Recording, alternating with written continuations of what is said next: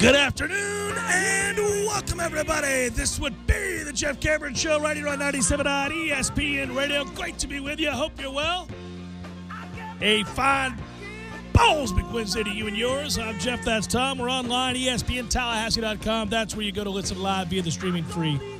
Always. If you miss anything, well, I'm sorry about that. Try not to do that. But if you do, you can get caught up. We'll post all 3 hours, both to iTunes and in our own audio vault. You can email the show if you like. JCS at 979 ESPN Radio. Periscope the show off of Twitter at 979 ESPN Radio. Also, you can watch it on YouTube. Hello, YouTubers. Hope you're well. Jeff Cameron Show on YouTube. I think that's everything I need to say for now. I'll give you the other ways to reach out to us on the show this afternoon in the 5 o'clock hour when we transition from Jeff Cameron Show to Jeff Cameron Show / Court Report, which is good stuff. Gary Parrish going to join us, college basketball analyst, TV host, CBS Sports. Does a great job for them nationally covering college basketball. He'll do so for us locally on the Jeff Cameron Show. Yeah. Looking forward to talking to Gary Parrish. We're all locked in right now. Watched me some college basketball last night. Got a funny story about that that we'll bring up later today that, I don't know, might have a gambling angle. Not that I was involved in it, but a lot of people saw how it can go cattywampus in a hurry.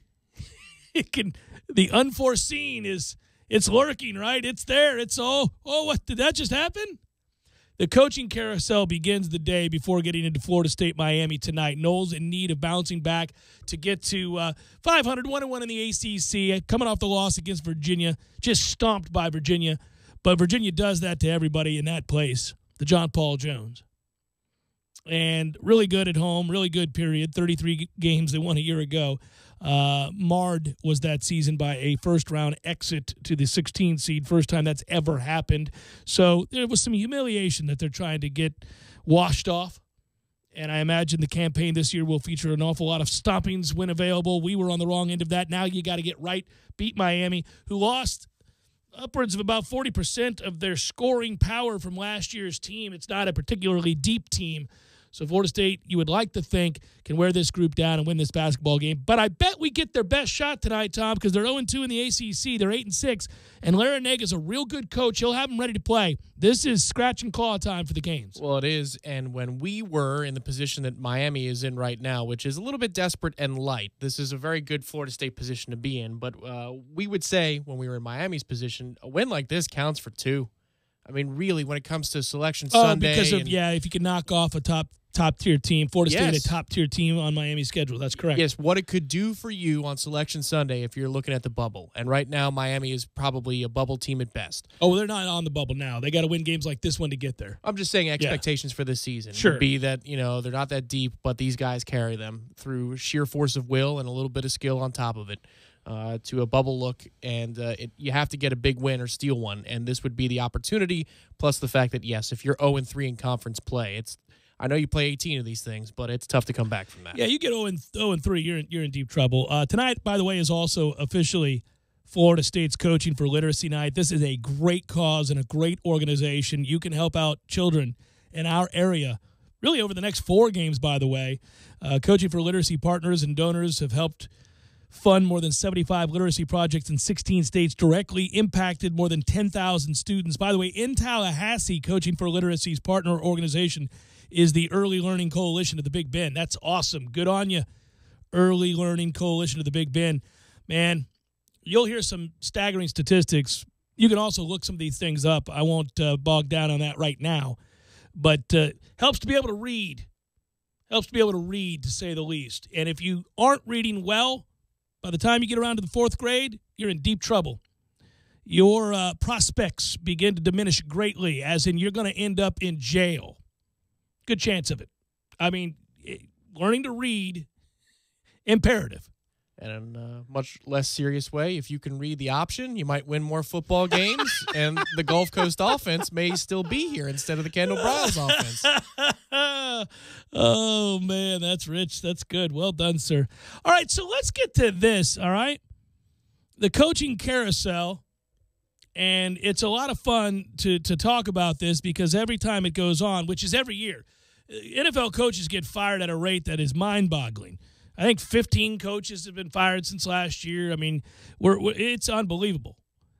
And invariably, you end up with names that, and oftentimes you've never even heard of. You're like, well, how the hell did that guy get a job interview? Why is that guy the next coach? I mean, a lot of these guys, McVay ought to be calling and asking for some more money. Like, hey, listen, you guys, just because you can walk into an office and tell people you've met me, you got hired? I mean, that LaFleur character just got hired. What has he done? He wasn't responsible for a damn thing. That Tennessee offense sucked. What are we talking about? Well, I knew McVay. Worked with McVay at one point. Yeah, what'd you do? Well, I knew McVay. You're hired. That offense is garbage at Tennessee. And now, Cliff Kingsbury, okay. Their press release, this is embarrassing. That is an embarrassing press release. Arizona called Sean McVay a genius in their press release. Oh, no. What are you doing? What are we doing here? Can you imagine? That is groveling, pathetic. You have to play them. What are you doing? They look ridiculous. He's a mild acquaintance of the guy we hired, so we'll throw it in there. 6 seasons at Texas Tech. Guy never won more than 8 games. Had 4 losing seasons in the 6 he was there. So I get it. It's hard to win at Texas Tech. Nobody wants to go to Texas Tech. Sucks to be at Texas Tech. Middle of nowhere, sorry-ass cowpoke town. Don't want to be there. Got it. So you're up against it. There are some disadvantages to being the head coach at Texas Tech. Got it. So maybe we don't hold the 6 seasons, 4 of them losing. Maybe we don't hold it against you that with Patrick Mahomes, the all-everything, all-world quarterback we see today, you went 16-21? That would be a horse of a different color because you have the most important position on the field. Urban Meyer went undefeated at Utah with Alex Smith, right? Yeah. I mean, it's anyhow, that guy gets hired, and you got to ask yourself, all right, I understood to varying degrees that there were colleges interested in him as an OC. The guy gets fired at Texas Tech. This adored prospect in the NFL was just fired at Texas Tech because they lost a lot. That's why. They lost constantly, just losing, steady losing. That's how you get fired.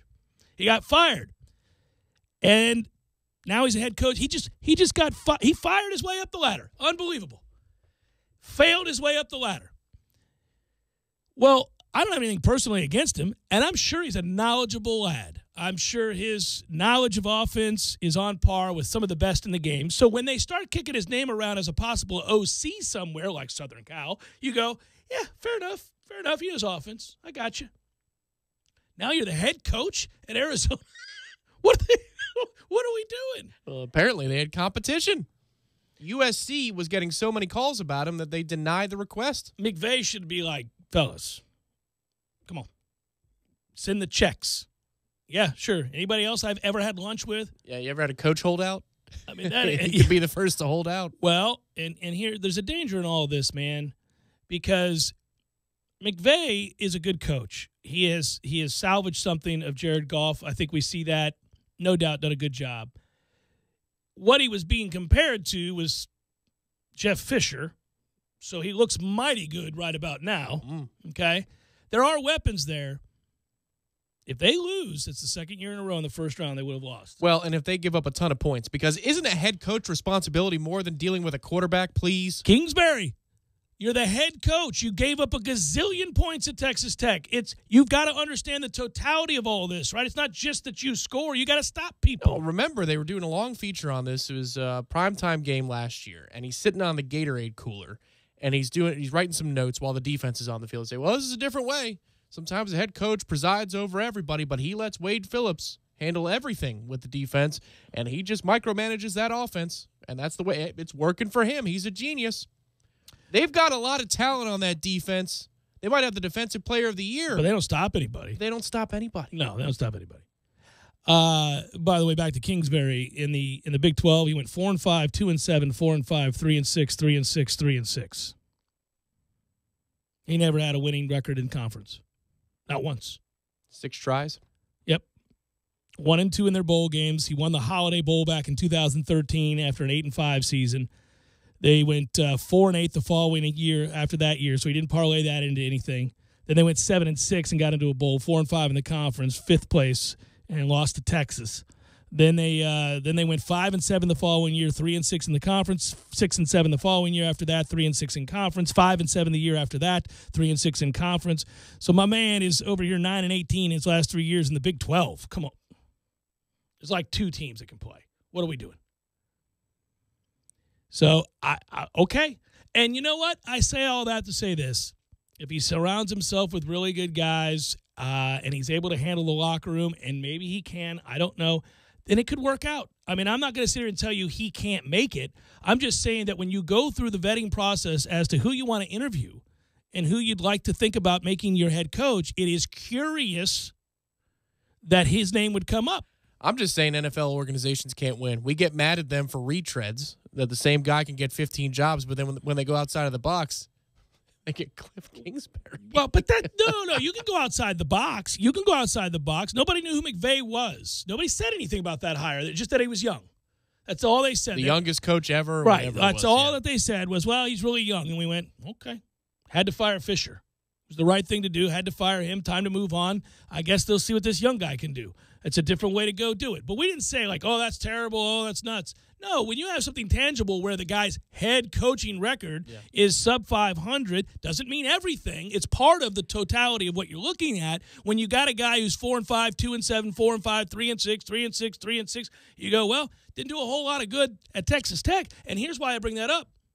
Now, I know there were controversies off the field, but Mike Leach had a much better record at Texas Tech. That guy doesn't get called for NFL jobs. Controversy, schmontroversy, right? It's the NFL. If you win, you win. It's a league of mercenaries, man. Forget about it. Tom Cable just beats people. Beats people half to death. Yes, I mean. Beats his own coaches. Yes. In meeting rooms. No, I mean, I find it fascinating. That's all I'm saying. So, like, if you're head of the Cliff Kingsbury fan club and you're getting angry right now and you're about to send me some ridiculous email, well, don't, because I don't read it. But 2, look, man, the record's he was awful. The only way it works is with a young quarterback, though. Obviously, you don't make this hire if you have a veteran. You only bring in this type of coach when you have a young quarterback that doesn't have his bona fides to stand up in a room and, be the big swinger, so to speak. By the way. Well, I caught myself and I changed the wording there very quickly. You did. I'm going to say this. He gets credit because Patrick Mahomes is unbelievable, and people know that he coached him at Texas Tech. Now, they may not know that he didn't win with him, but he coached him. And so they think, all right, well, he coached Patrick Mahomes. And then, I don't know, I mean, it would be pretty loose for you to try to associate Cliff Kingsbury with Baker Mayfield. But that happened today. I saw that. Well, he also coached Baker Mayfield for like an hour. Yeah, Baker left him, man. My man rode out. But he did coach Davis Webb. All right. And Montreal Alouettes great Johnny Manziel. Congratulations. That's a who's who right there. Case Keenum. Case Keenum had the great year, singular. Parlayed that into a deal there in Denver where he was terrible. What this does signal, though, is the NFL, before it used to pound its chest and say, we're not that willy-nilly college football stuff. That's not the league we are. We're about 3 yards in a cloud of dust. The coaches, it's pro-style offenses. You got to make progressions, win from the pocket. The NFL is clearly saying, the owners who are making these decisions are clearly saying, oh, man, this is a different day and age in the NFL. You can run a lot of different things. They're saying, please, if this guy knew Sean McVay, hire him. That's what they're saying. All these, LaFleur, Kingsbury, once worked with Sean McVay, was Sean McVay's friend in high school. A good bit would be Sean McVay Jr. Still got braces on. He's the next head coach, the Green Bay Packers. Sean McVay, my man, doing some things. That's just cracking me up, man. Cracks me up. It's but I will again go say that I'm okay for fresh faces. Don't always love retreads. Like the retread they hired in Tampa. Bruce Arians comes to Tampa now. You're going to have a professional. You're going to have a guy that, quote unquote, wrote the book, Quarterback Whisperer. It's pretty clear why they went this route. An accomplished coach, 2-time coach of the year, who's worked with young quarterbacks and made them better. So I got you. I mean, knows Jameis, likes Jameis, and knows Jason Light. He's a perfect bridge in that sense. Yeah, and listen, I don't know what stability is anymore. I was going to say, if you're going to voice concerns, and I did, it would be that he's 67 years old. But I think Pete Carroll is as well, and there are other guys that age that have succeeded. The thing about it is, when you leave the game for health reasons and you're up there in age, you get concerned whether or not the guy's going to have the requisite energy and necessary time and effort that goes into being a head coach. That said, I think the bona fides are there, the knowledge of the game without question, and he's very well thought of in NFL circles. So I'm fine with that. And I know that he's going to end up hiring guys that, look, Tampa Bay ought to be a professionally coached team across the board. He'll put together a good staff. Looked like Bowles was coming at first. Now we don't know. Yeah, between the Bears and the Bucs, it is now for Todd Bowles' services. Matt Nagy apparently has a tie to Todd Bowles. His dad coached Todd at some point. So he's got his coach from Temple and Bruce Arians and another coach that he played for in Arians, and obviously he was a defensive coordinator under Arians. But it's interesting, the dynamics in Tampa, because apparently Bruce Arians told Rich Eisen today, NFL Network's Rich Eisen, that Byron Leftwich will be calling the plays for Tampa. He did call plays for Arizona this past year. Yeah. But I wonder if Bruce is just grooming Jameis Winston. Maybe he's also grooming Byron Leftwich to be a head coach. That'd be great. That'd be great. Let's go all have success together and rise. Let's go make it happen. I do think from a mentorship and his ability to work with quarterbacks, the way he is obviously thought of in the NFL amongst offensive minds and those that value the quarterback-coach relationship, those people celebrated the hire. Otherwise, you would just yawn from a distance, say another retread. And I get that. I think specific to Tampa Bay, it works. I know you've been sporting that type of cap for a while now, but did you do so today because of Bruce Arians? Because that's what he wears in his spare time. No, I did so because, and it made me laugh, I did so because, right before I was walking out the door, my wife said, it's a little cooler today than it was yesterday, and I'm bald.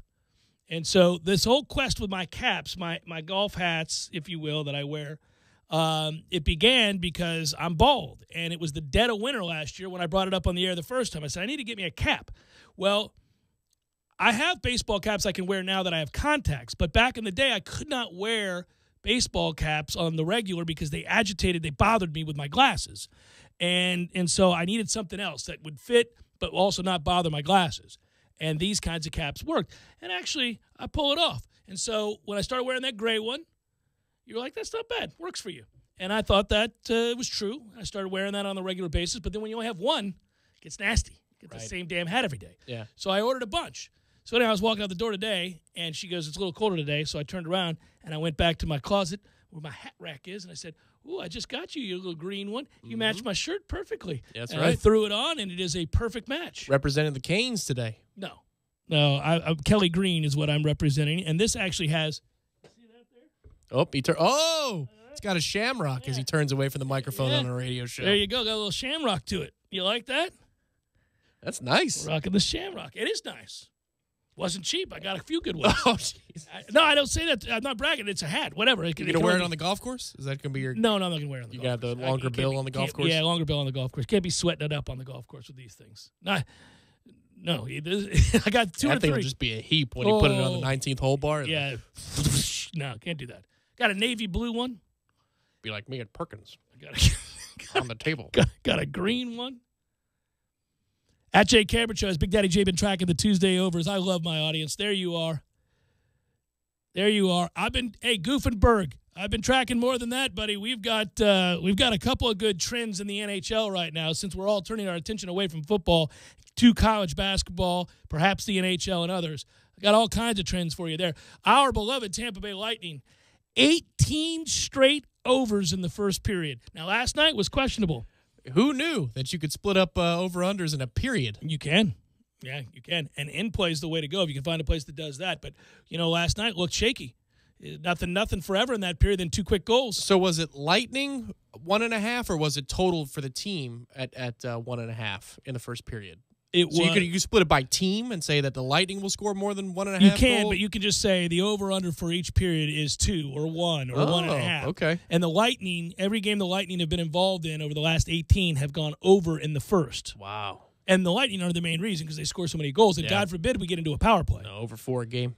In the NHL, that's ridiculous. That's like scoring 45 points a game in the NFL. That's what we're doing. You get a power play, and it's automatic. Like all of Vegas erupts as soon as the penalty's called. They're like, power play, we got to go. That's how good the Lightning's power play is right now. Jeff Cameron Show, 97.9 ESPN Radio.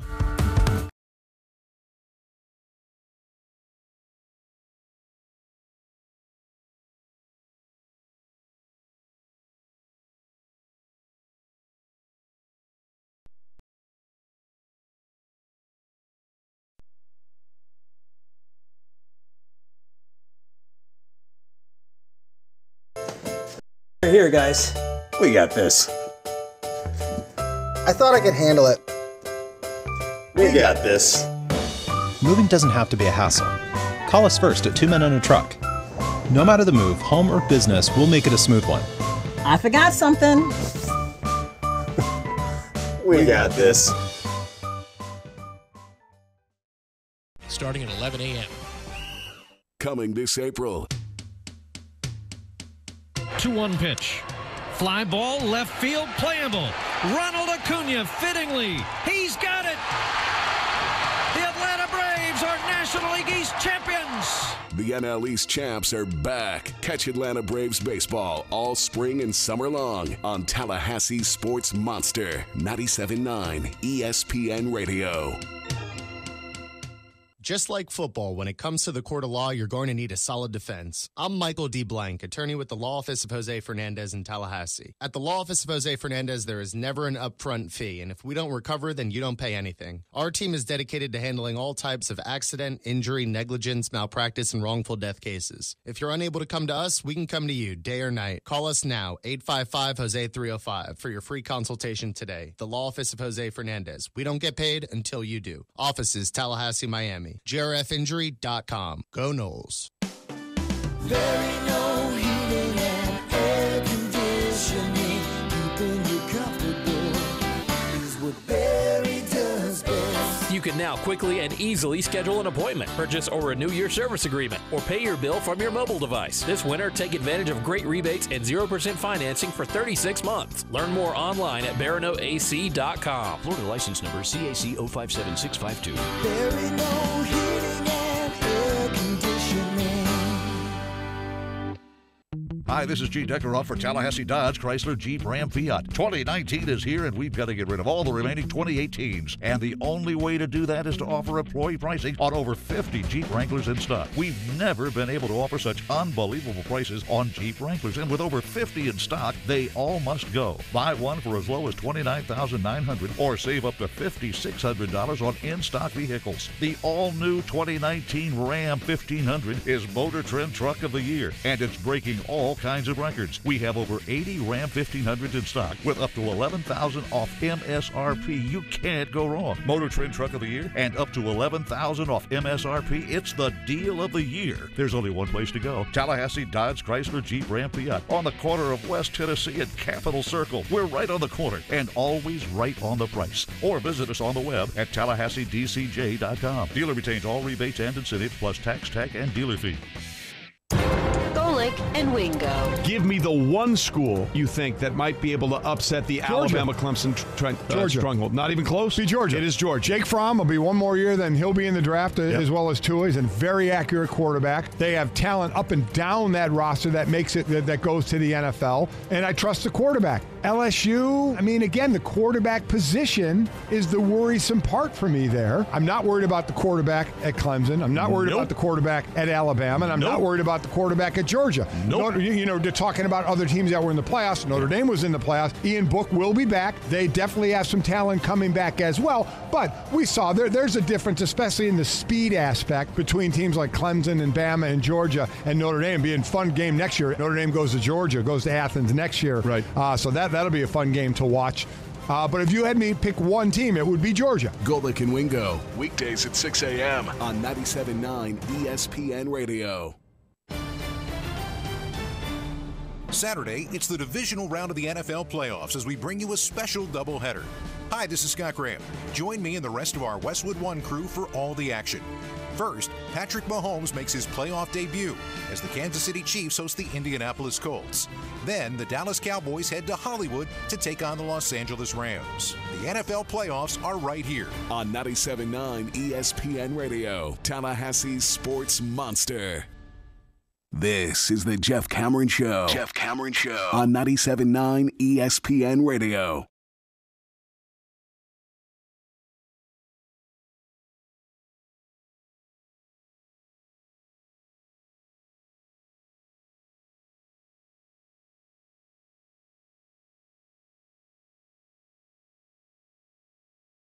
Got some planning to do, right?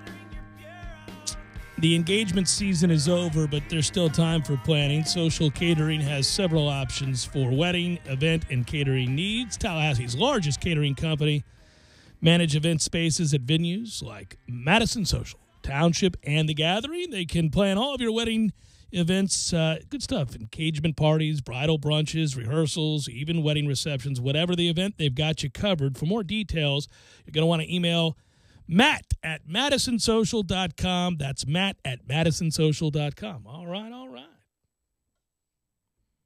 So, can we get confirmation on Todd Bowles? Is that happening? What the hell's going on over there? Got conflicting reports out of Tampa Bay about whether or not that's going to happen. Again, reminder, mentioned it in the first segment, but Gary Parrish of CBS Sports set to join us in the 5 o'clock hour. Look forward to that. Yeah, just now, Schefter confirmed it. So, he told Rich Eisen, and he being Bruce Arians, that Byron Leftwich is going to call the plays, like you said, and Todd Bowles is going to be the defensive coordinator. Then Schefter said, hold on, wait a minute. There's a tie to Matt Nagy in Chicago. The Bears might get him. And now Schefter tweeted out, they have offset language. It should be all good. Everything should be set. Tampa Bay gets Todd Bowles. All right. As you asked that question, Director Matthew, alertly, instead of letting me bloviate saying I don't know, tapped me on the shoulder and said, here it is. We have breaking news. You were pulling a Walt Bell. You were saying a whole bunch of stuff, stalling and waiting to come to a conclusion that we were never going to get to before finally admitting you're not sure. Well, what we heard today is that Todd Bowles is certainly interested to play for the Tampa Bay Buccaneers because he was a defensive coordinator under Bruce Arians, and, of course, he coached him. Bruce Arians did at Temple. And, of course, there is also the report that Matt Nagy and his father coached Todd Bowles. So I don't know. You broke character. You broke character. You went back into Tom Lang. You so infrequently do that it's easily discernible. Well, I can't live in slime for too long. And that's where the Walt Bell thing kind of... Come on. That's why Coach K is like a quick hitter, 5 words at a time. You can't stay there too long. I can't do the slimy thing. Can't do it for too long. Rick Pitino, too. No, you last with Pitino. You're into that guy. You become that character. I got to worry about you. You're going to be at Italian restaurants after hours. That's like 5 different uncles of mine, like put into one person. Into one guy, so I just turned into the guy at the table. Without all the unethical behavior? Correct. Yeah, you just had to throw that just in the there. words about it. That's not the truth. Yeah. College football coaches, my friend Adam Rittenberg reporting for ESPN. Adam's a good guy. College football coaches want to see the targeting rule split into 2 categories that would determine whether certain hits delivered with the crown of the helmet carry malicious intent. Todd Berry, the executive director of the American Football Coaches Association, saying today that the FBS coaches in their annual meeting unanimously supported a model that would assign targeting. Good luck. This is a joke. No chance. Assign targeting 1 or assign targeting 2 to a player who makes forcible contact with the crown of his helmet. Targeting 1 fouls would result in a 15-yard penalty, no ejection, or a suspension. Targeting 2 fouls would result in an automatic ejection and potential suspension. The current rule states any targeting foul results in a player being automatically ejected if the foul occurred in the second half of a game, suspended for the first half of the next game. We know that all too well around here. Every potential targeting rule is reviewed by replay. The replay booth can initiate a targeting review if they want to. They like to do that around here too. Plays are long since over that nobody thought were targeting, including the player who was allegedly targeted. Wait a minute, Johnny. Let's take a look there. It looks like my hand was waving a little crazy. He may have slapped his helmet. Barry referred to flagrant fouls in basketball, where fouls are split into flagrant 1 and 2, as a potential model for college football's targeting rule.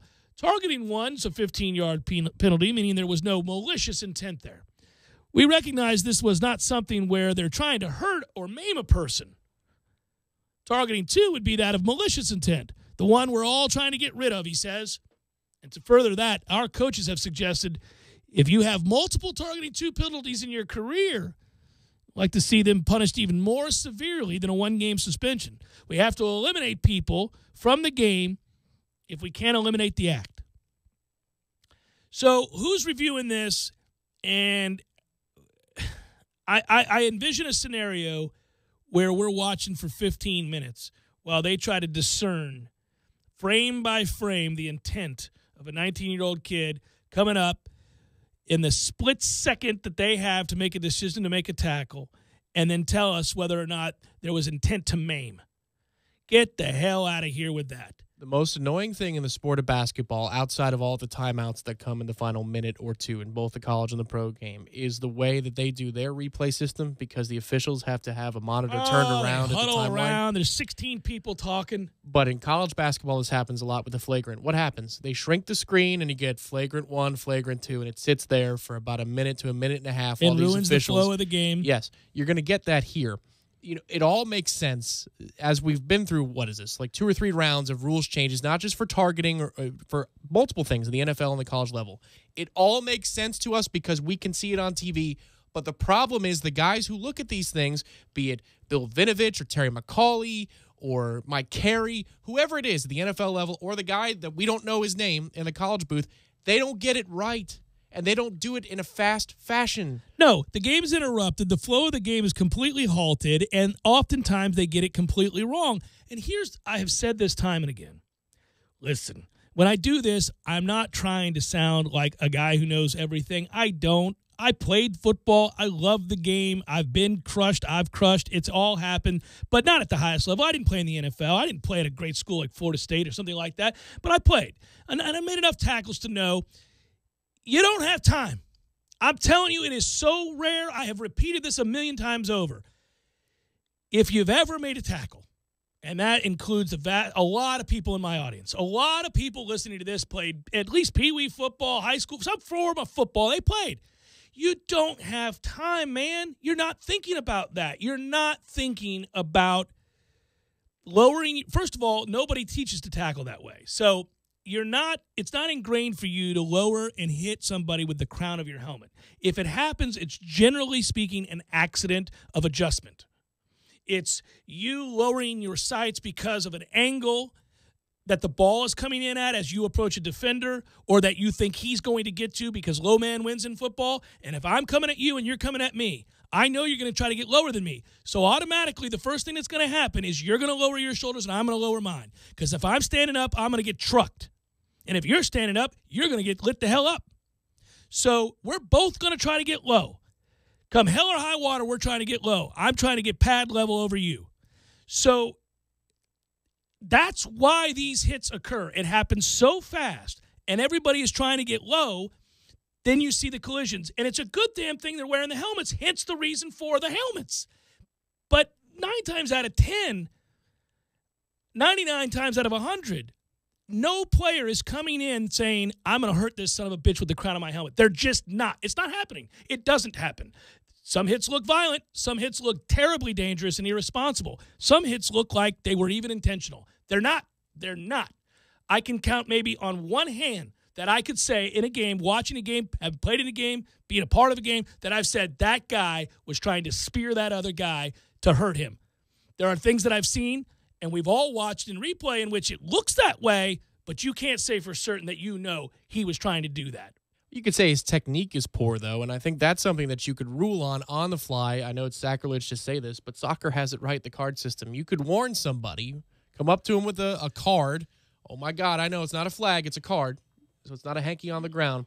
Yellow card and say, next time it's 15. And it's that simple. But that's the way it is in soccer, and that's not a perfect system either.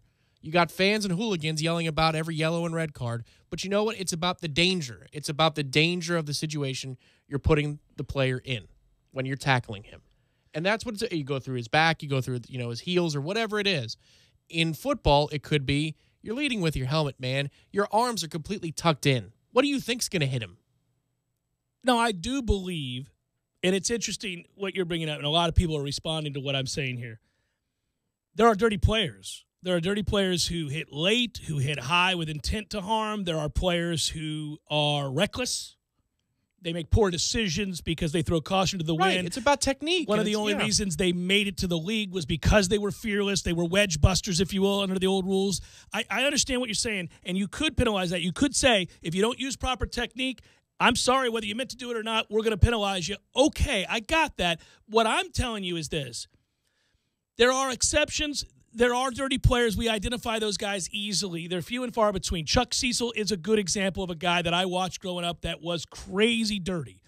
Bill Romanowski was a crazy dirty player. There are multiple instances in which he launched with the crown of his helmet under the chin of quarterbacks specifically. Rarely did you see him do this with a running back or anybody else because it's too fast. You don't have time to do that. But you can measure up a quarterback. But we've done all the things we can do to protect quarterbacks. You can't touch a quarterback anymore. Yeah. So those kinds of hits to quarterbacks, they're not happening anymore. Right, I agree. Yes, the specific position of the quarterback. I think that, again, that the soccer system is correct for the NFL. For example, real quick about hockey, I'll get back to the soccer example. Third-party object, I know, but you're responsible for your stick in hockey. And so if it clips somebody in the face, you don't mean to do that. I'd say 99.9% of high sticks in the game of hockey are not intentional, but you still get penalized, but you don't get kicked the hell out of the game. Right. Agreed. Well, that's college. That's college, and that's what they're talking about, targeting 1, targeting 2 here. What I would say is overriding for college and pro, if you have a card system about danger to the player, the danger you're putting yourself in with poor technique, and the danger you're putting the player in. Okay, I'm not against this. Because it's about your technique. It's not about your intent. It's about your technique. But we went so far in the direction of protection, and I get why we did it. I'm okay with it. I'm not a barbarian. I get you got to protect these guys, and you're protecting the sport. But what I am saying is we went so far the other way that now anything that looks violent automatically draws a flag, automatically. And they pretend to know intent pretty quick. And usually they side with the screw you, you're out. And I'm here to tell you that 9 out of 10 times when I watch those kinds of hits, violent or not, with the head or not, I think he didn't mean to do that.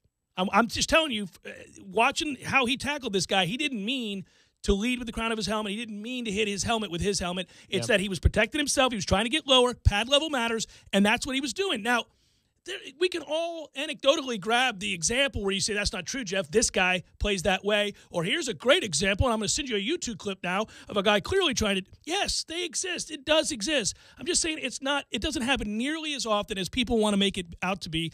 And I just think you can over-legislate the game to where the integrity is affected. Yeah. You're deciding games because of these flags. Let's say you have 20 high-risk hits and it happens 1 out of 20. We're probably flagging, 8 to 12 of them? Is that right? Let's say that again. So there's 20. Let's say there's 20 hits that look bad. Maybe bad. One of them has the intent, maybe 2. Maybe. But we're flagging more like all 10. Of them. It drives me nuts, and I'm not the guy that says, "Oh, we can't play football anymore." Oh, this is ridiculous. Back in my day. No, that's not what I'm saying. Now, you can tell me if I'm wrong here because I didn't play the game at even the high school level. So, to me, the number one thing I see, and right now this is a legal hit. The Bradham hit on Bird. Perfectly legal. I understand it's perfectly legal. Yep. He tucks his arms in and uses his shoulder. Yep. In the game of hockey, when there's a sprint to the boards, you're allowed to hold the first person to the boards without fear of penalty. The referees are largely going to let that go because you're doing it for safety purposes. So you don't run that guy and kill him you're not like you did in the 90s. Oh, there's a wall there, Tom. Yes. Right. But what I'm saying is, if somebody's over the middle and defenseless, and you tuck your arms in, that's now a penalty because you hit a defenseless receiver. I understand that, but in a lot of instances, not always flagged, first of all. They're always looking for the helmet, forcible contact to the head and neck area, but you could still hit him in the chest, and it would be considered a violent but legal hit. To me, I think tackling is about wrapping your arms around the offensive player. Yes, that's the way you're taught when you're a little kid, is how to wrap up. Now, listen, I can tell you this. Tackling techniques have changed over the years. When I was learning to tackle, it was the heads up, center of the chest, see what you hit what you see, wrap up, pull towards, and drive to the ground. You can still drive somebody to the ground. By the way, good luck with that when we're both running, top speed at an angle. Secondly, I'm just mostly targeting happens on an over-the-middle play. It's like the first one you can envision, right, is an over-the-middle of the play. It's a poor decision from the quarterback, and he puts his receiver in danger. But, hey, we need the first down. It's 3rd and 7. Right. And we got to have this first down. Do you have to tuck your arms in and go for a kill shot there, or can you extend your arms, wrap them around the offensive player? The league is telling you to do that. And okay, if you want to argue that that's what we want to do with the game, I really can't argue that. I don't like it, but okay, because I think intimidation and being a very physical defense is a part of the game. There's a price to be paid for going over the middle. I'm not talking about an illegal hit. I'm talking about a price to be paid. Well, you can still drive through somebody if you wrap your arms around them. The league right now has tried to legislate that out, too. I mean, if you take a guy and drive him to the ground, they'll call it unnecessary. For a quarterback, yes. I think I think we do too much to protect quarterbacks. I think we do too much assuming of a player's intent at almost all times in a game that is played at warp speed by some of the greatest athletes we've ever seen. I mean, I don't think they realized when they made the great game of football that someday people would be 250 pounds, 6'4", running 4.40s. I don't think they ever thought that was possible. And now we find ourselves in a terrible quandary because there are freaks of nature like that. And when they hit people, it's not 1946. 5'9" ain't hitting 5'6", 170 pounds. We're talking about beasts doing serious damage. But that's the game, man, and you don't have to play the game. And now that we know what's on the table, which is that you could get seriously hurt playing the game, and we're admitting to it and we're not denied it anymore, and the league isn't in the business of trying to pull the wool over the eyes of the players and the workers, then I say let's play ball. And I also would say that I don't think 99% of these guys are out there intentionally targeting. Are they intimidating through physical violence? Yeah, but that's the game of football. If I'm an offensive lineman, if I'm Quentin Nelson and I pull, what am I trying to do? I'm not playing pity-pat. I'm trying to drive your ass into the ground. And why am I doing that? Why? Because I'm physically intimidating you. I'm finishing my block. I'm sending you a message. That's the game, man. It's a violent game. Oh, suki now.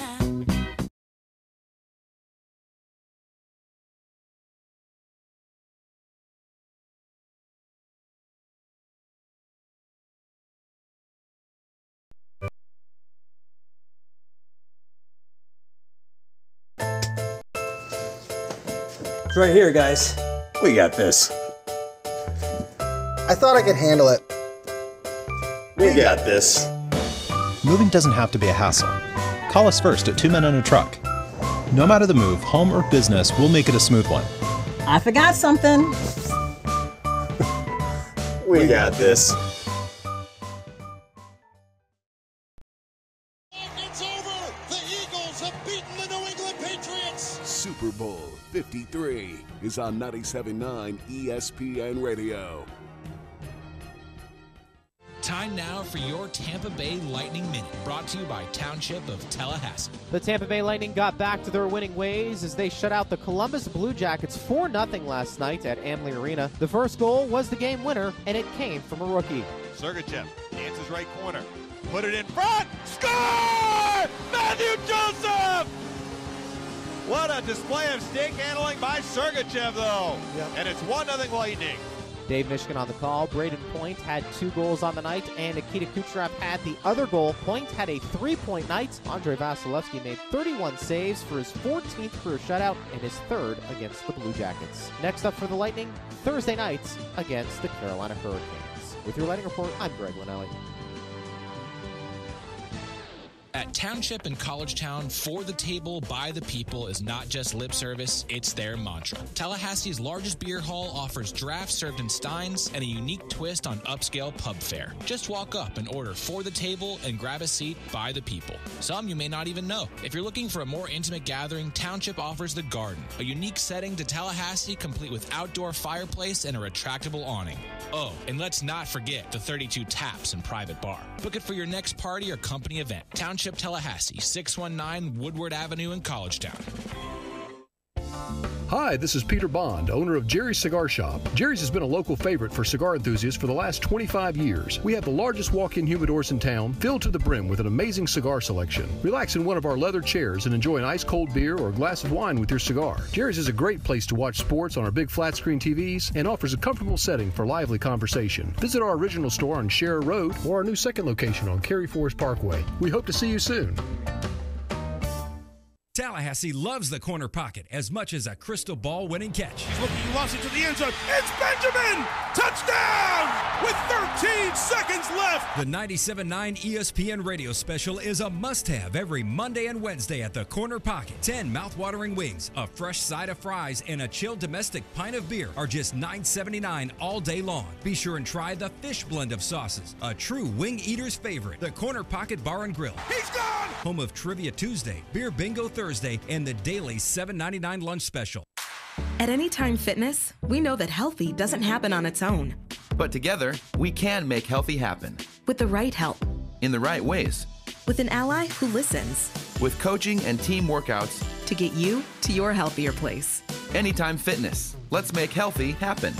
January 1st through 11th, join for $1 and get a free Jumpstart training package with a coach valued at $100. Visit myhealthyhappens.com. Even in my own home, I had my own designated space to smoke. If I think about it, it really was like I was punishing myself. A friend of mine said, why wouldn't you just try the Juul? And so I went out and I bought one. The idea of going back to smoking, I couldn't even imagine doing that. I don't think anyone, including myself, thought that I could switch. Carolyn made the switch October 2016. Make the switch at JUUL.com. Warning, this product contains nicotine. Nicotine is an addictive chemical. ESPN Radio Sports Center. I'm Steve Lennox. Denver Broncos have their new head coach in Vic Fangio, who served as the Bears defensive coordinator since 2015. Fangio, first ever head coaching job in the NFL, 4 years with a team option for a fifth-year hire, first reported by ESPN's Adam Schefter and Dan Graziano. Cleveland Browns coming to terms on a 4-year deal with new head coach Freddie Kitchens. Chris Mortensen reported that Kitchens hiring today, says the relationship and development of Baker Mayfield were the keys in Kitchens going from interim offensive coordinator to head coach. It's expected that former Jets coach Todd Bowles will become the defensive coordinator under Bruce Arians with the Tampa Bay Buccaneers, but the Chicago Tribune is reporting that Bowles is being considered to replace Fangio with the Bears organization. Arizona Cardinals will introduce Cliff Kingsbury as the team's new head coach later today. Kingsbury was a hot commodity, according to ESPN's Jeff Darlington. Cliff Kingsbury gets courted by not just head coaching candidates eventually, but also several teams, including the Rams, Sean McVay, Sean Payton with the Saints, Andy Reid with the Chiefs. All those guys immediately reaching out, looking into him as a potential consultant for their teams. And Kingsbury replaces Steve Wilks, who was fired on December 31st after just one season with the Cardinals. Jalen Hurts took a step forward today. He perhaps could be leaving Alabama. Quarterback, according to ESPN's Alex Scarborough, filing his name and information into the NCAA transfer portal. Hurts has 1 year of eligibility remaining, could transfer, and would be able to play immediately with a new school. Tennessee has hired Georgia offensive coordinator Jim Chaney for the same position with the Vols. James Harden, 32-plus points in 13 straight games. Rockets have won 10 in a row at home. They host the Milwaukee Bucks tonight. It's game one of an NBA doubleheader on ESPN beginning at 8 Eastern. Broadcasting live from the Tallahassee Dodge Chrysler Jeep Ram Fiat Studios in the capital city of Tallahassee. This is the Jeff Cameron Show, brought to you by Cornerstone Tool and Fastener on 97.9 ESPN Radio.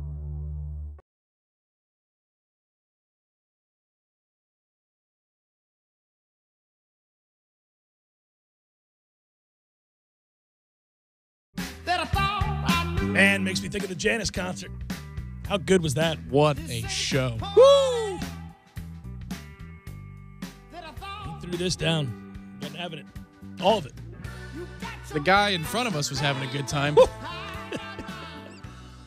I didn't realize that St. Paul crowds were as... Like fish crowds? Yeah. Yeah, as influenced by the Mary Jane as much as they were. I mean, Bryce turning to me and going, "What's that smell?" "Oh, son, just enjoy the show." That's different. At Jay Cameron Show, at _Tom Lang. To help with baseball caps or the Bruce Arians style caps. Bald men are bold, my man. Thanks, Jimmy. No, I live my life as a bald man, unashamed. He's got you with the water buffalo hat. He does. I like it. But if it's cold, a little cover on the noggin. At Jay Cameron Show, you didn't have to say you like the Arians hire. Your headgear says it all. Go Bucks. At Jay Cameron Show, at _Tom Lang, at Tom, at 979 ESPN Radio. TALM. Thoughts on Jalen Hurts going into the transfer portal. Update. He's in the portal, buddy. Yeah. Going to FSU. That's how that should end. Ding.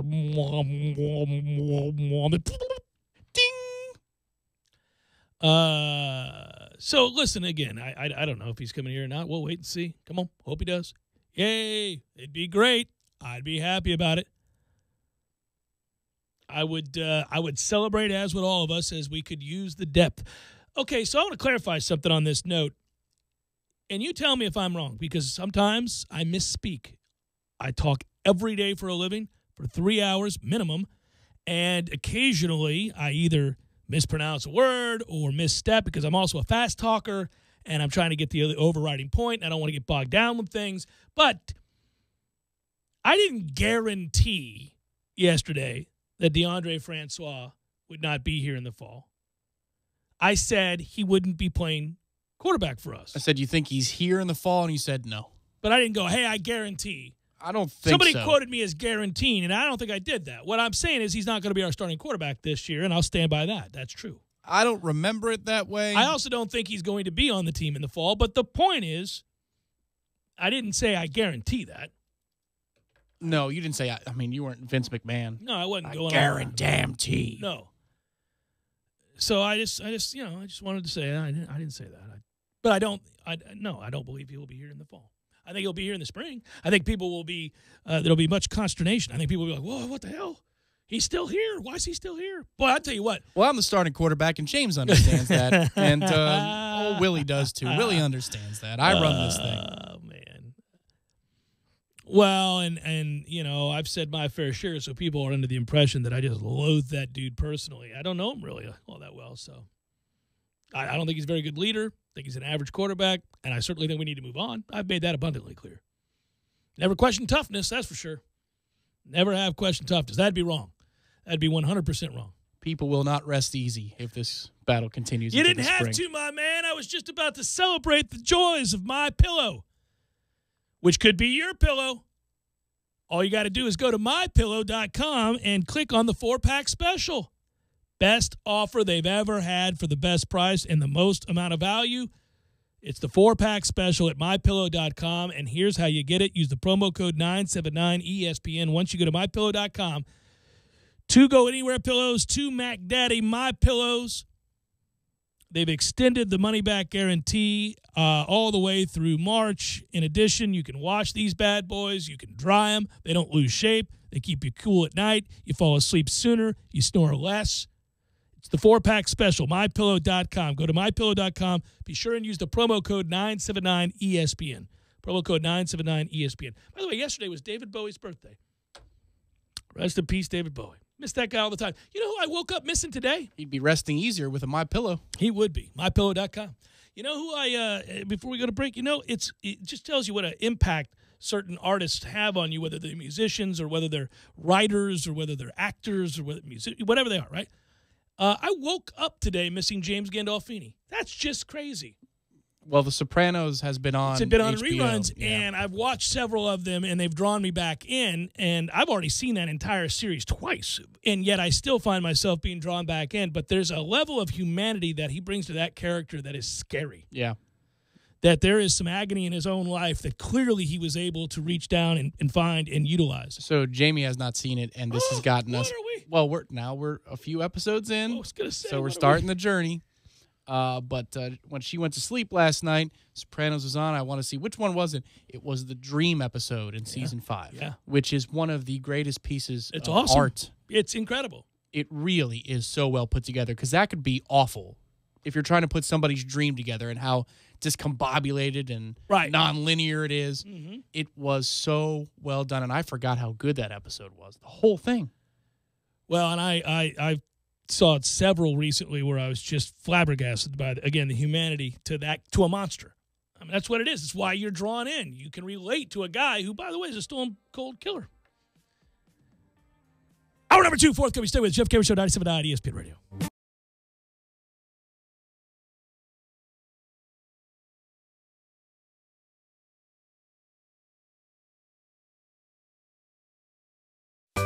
Sorry, boys, I did not have time to pack. We got this. It's right here, guys. We got this. I thought I could handle it. We got this. Moving doesn't have to be a hassle. Call us first at 2 Men and a Truck. No matter the move, home or business, we'll make it a smooth one. I forgot something. We got this.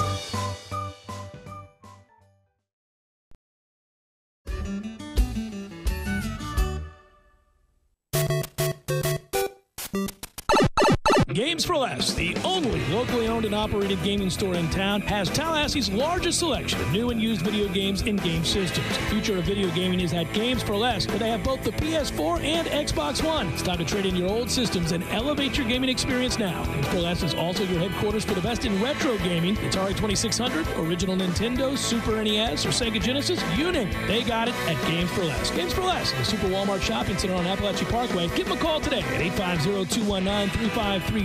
That's Games for Less. Sunday, it's the divisional round of the NFL playoffs as we bring you a special doubleheader. Hi, this is Scott Graham. Join me and the rest of our Westwood One crew for all the action. First, Tom Brady and the Patriots host Phillip Rivers and the Chargers. Then, the defending Super Bowl champion Eagles try to knock off Drew Brees and the New Orleans Saints.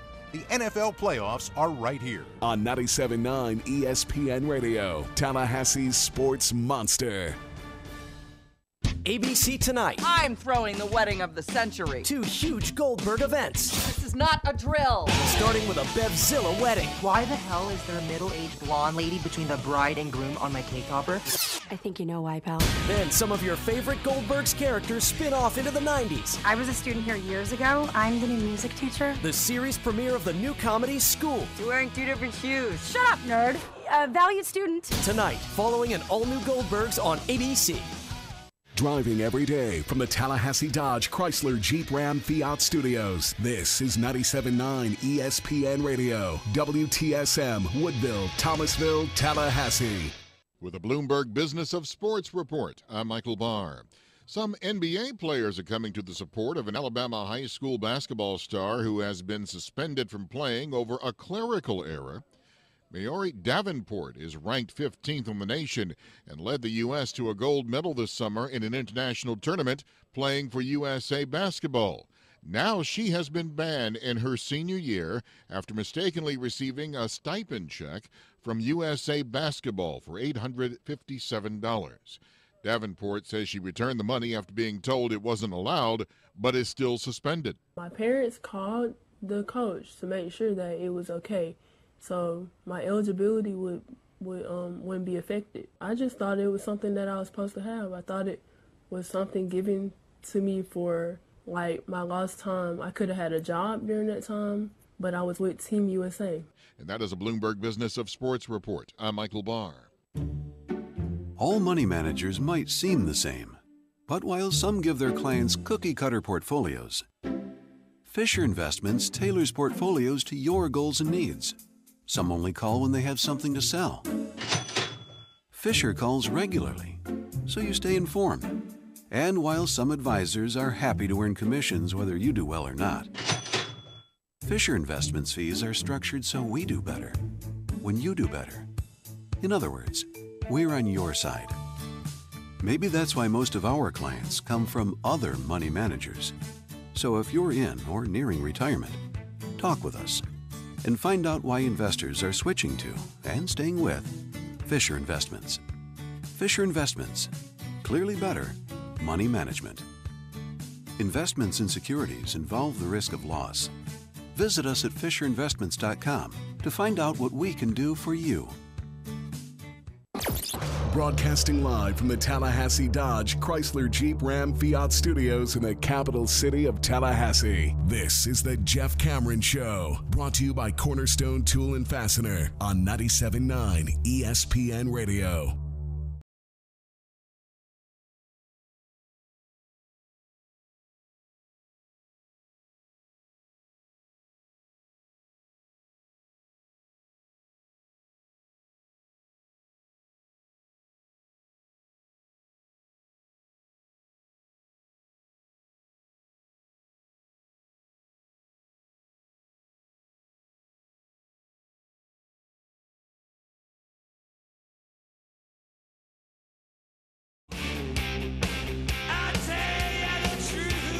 Hour number 2, Jeff Cameron Show, 97.9 ESPN Radio. Appreciate you tuning in. Man, I'm looking at these. I've gotten bogged down here in things that I know I can't bring up on the air because people aren't ready to embrace it just yet. But we're only 30-something days away from the start of spring training. I'm interested. All right. We still have the same ownership group. I'm not quite at Dolan Knicks level lack of interest. The Mets have a chance this year, so yeah. Hey, man, that means we get to do an opening day watch party again. Love opening day watch parties. Me too. It's the only time of the year that I'm reminded that I wish I still ate hot dogs. It's not true. If I go to a professional ballpark, I will frequently go, Get the diced onions or a little sauerkraut on there. The whole damn deal, buddy. And then it's just it's ushering in a different mindset. But then the other thing I'm doing is I've already locked into the new golf season. I watched a ton of the golf last week, and now it's the Sony Open in Hawaii. You can't lead with that. People are in their car right now going, "What are you doing? You're talking about the Sony Open? Get it together, Cameron." I know, but I am. I'm watching it. Who's winning in cricket? You going that route on me now? No, we talked coaches carousel. We talked football. We'll talk all of next hour with the court report will be all about college basketball and how we now begin the process of the hyper-focusing on college basketball, and that includes tonight's matchup against Miami, to be followed by a discussion of the Duke game, and I'm looking forward to that too. I feel good about tonight, just like I didn't feel good. I feel as good about tonight, Tom, as I didn't feel about the Virginia game, right? Okay, so as bad as you felt on Saturday, you feel that good about tonight. I feel that good about tonight. Yeah. All right. Well, that's good news because so far. Old Tough Love Cameron's here for you. I'll tell you when we're going to suck, when we're going to get blown out, and when we're going to surprise and upset, and when we're going to take care of business. And tonight would be about taking care of business. FOTP, Cameron. Finger on the pulse. Going to say, where are we going with that? We do lead. J6 off. Oh, somebody tweeted they want J6 off back. Of course they do. That warranted a tweet. They're lonely and on the internet. Of course they do. I loved it. I thought that was great. Bring back J6 off. I can't bring back J6 off. It's no longer the code for my friends over at Andro 400. It's now just Jeff. But I did like J6 off. FSU leads the all-time series against Miami because, of course, they do. 45-36. The annual series began back in 1950, Tom. And the way I said that reminded me of Bon Scott in Let There Be Rock. But remember that Miami shut down their program, I should note, from 1972 through 1985. They had to shut it down. They had to shut down the entire program. Just wasn't enough interest. Turn off the lights. That's right. Party's over. Florida State is 17-12 against Miami since the Canes joined the ACC in the fall of 2004. FSU has an overwhelming 30-8 advantage against the Canes here at the TLCCC, just whooping that ass. Come in here and you just get delivered. It's a beautiful thing. The the annual series was actually suspended after 1990 when Coach Hamilton was hired by the Canes. It wasn't resumed until Coach Hamilton got here. Didn't have the heart to play us. He knew he'd be here. He said, what are we doing? What are we doing? We ought to play the Canes every year so we can further that lead. And his record against his old team stands at 19-12, 10-5 at the TLC Double C. 8-7 down in Coral Gables. Got a winning record no matter where we play. Down there, up here, neutral site, doesn't matter. Come get you some. Beat them in the ACC tournament as well. Another site. Just tough times. I should start a Platinum Bohica run there.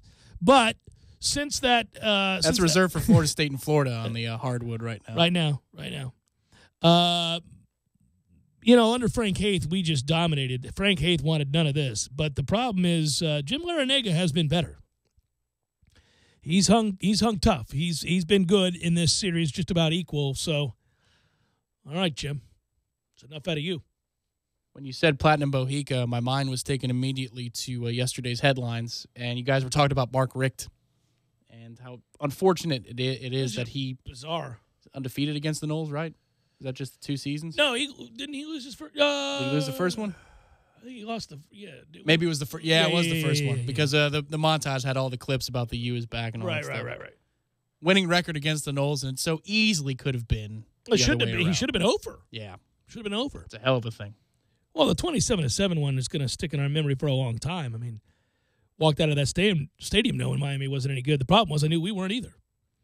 And it's it keeps coming up, and it's going to keep coming up until a new season begins. All of these, off-putting statistics and moments in which you can go, I knew we were in trouble when. I run into people. I was at my child's school this morning to drop something off, and I ran into a guy there who's a listener of the show, nice guy. And he was asking about the team. And he goes, we got to be better, right? There's so much desperation in the voices of the folks that come up to me. It's like, listen, I'm going to assume we're going to be better. I don't know how we couldn't be. We were a disaster this past year, but we're taking steps to improve. And so let's sit back and watch this thing get finalized before we start figuring out exactly what's what. We still have the official signing day in February. And we still have got to finalize these contracts with what is presumably a staff shift here, right? With Clements coming in and Dugan's coming in. And if all these things come to be, and I know they got to figure it out financially. They got to figure it out with the NCAA rules. They got to maneuver people. They got to let other people go. They've got to figure out buyouts, both coming and going. It's an intricate process. And so we don't know where we stand just yet on all of this, but let's just assume some things, and I know there's a danger in that, but let's assume, that you get Clements to come over as the offensive line coach, and you get Dugans to come in as the wide receivers coach, and you add somebody on the defensive side of the football as a defensive backs coach, and you're able to successfully juggle what you need to juggle and all of that. I do think that there's been an uptick and an upgrade in the coaching staff if those hires are finalized. Now, that has to get done, and we're just waiting and kind of holding our breath. I would have assumed, frankly, that it would have happened this week. It's now Wednesday. We're running out of time. But, for recruiting reasons, I would have thought, okay, got to get this thing done. We don't make hires very quickly around here. Under Willie. But it's a unique situation. Both situations have been very unique. I don't give him a pass for everything. I kind of give him a pass for some of this. The stuff last year, you talk about, it was the first ever early signing period. That really didn't do us any favors. Excuses. That didn't do us any favors. He's trying to salvage a class and come in here and make something of that class and preserve what we did have and maybe change some minds in the process, and then also interview and hire a staff. So you get a little bit of a break. And then this situation is less involved. Like, it's not that he can't make up his mind. He's made up his mind. But this has to do with the finances and buyouts and things of that ilk. So you got to, there's nothing you can do about that. That's out of his hands. So, it doesn't mean that you're not frustrated. It doesn't mean as a Nole that you don't see this as a further evidence of a cluster you-know-what. We got to uncluster that you-know-what. Let's have an organized you-know-what. Oh, well, hang in there, partner. it's a wait and see, and nobody does well in sports. It's like a bowl of angel hair. It's just a cluster, we don't, a clump. Yeah, we don't do well as sports fans anywhere with the wait and see. Nobody does well with that. It's always kind of like, nope, going to go ahead and want to win now. Don't want to go through the process of the rebuild. We don't need all that. Let's go. Let's get to the winning. I hear Dabo 6-7 third year. Don't give a damn. Yeah, let's go. Don't give a damn. Don't you be 6-7 next year. That's your ass. Jeff Cameron Show, 97.9 ESPN Radio.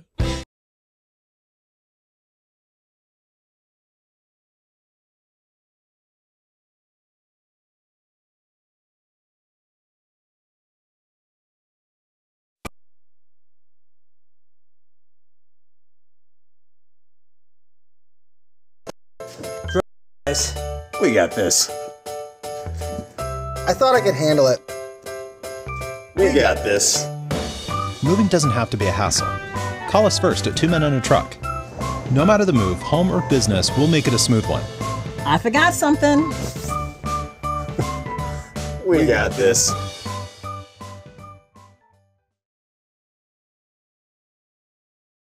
Home for the best Neapolitan pizza on the deck you've come to know and love. The Deck Pizza Pub. See you Saturday, starting at 11 a.m.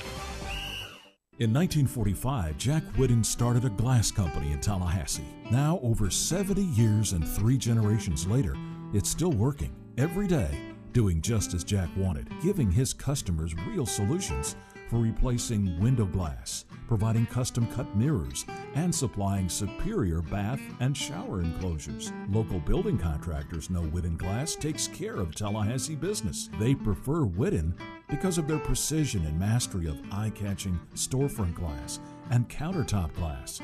It's a fact. When you choose Whitten Glass, you're working with real glass people who will take care of you to your complete satisfaction. It's what Jack Whitten wanted, and it's been the Whitten way of doing business for over 70 years. Whitten Glass, Tallahassee's first family in glass since 1945. Call Whitten Glass today or visit them online, 850-222-5781 or whittenglass.com. You started a DIY project at home. Then you realize convenience isn't always easy. The why in DIY doesn't mean, why is this so hard? At ADT, we DIFY, do it for you.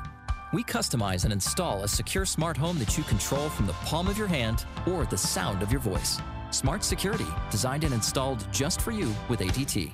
Visit ADT.com/smart to learn more. License information available at ADT.com. ADT, real protection.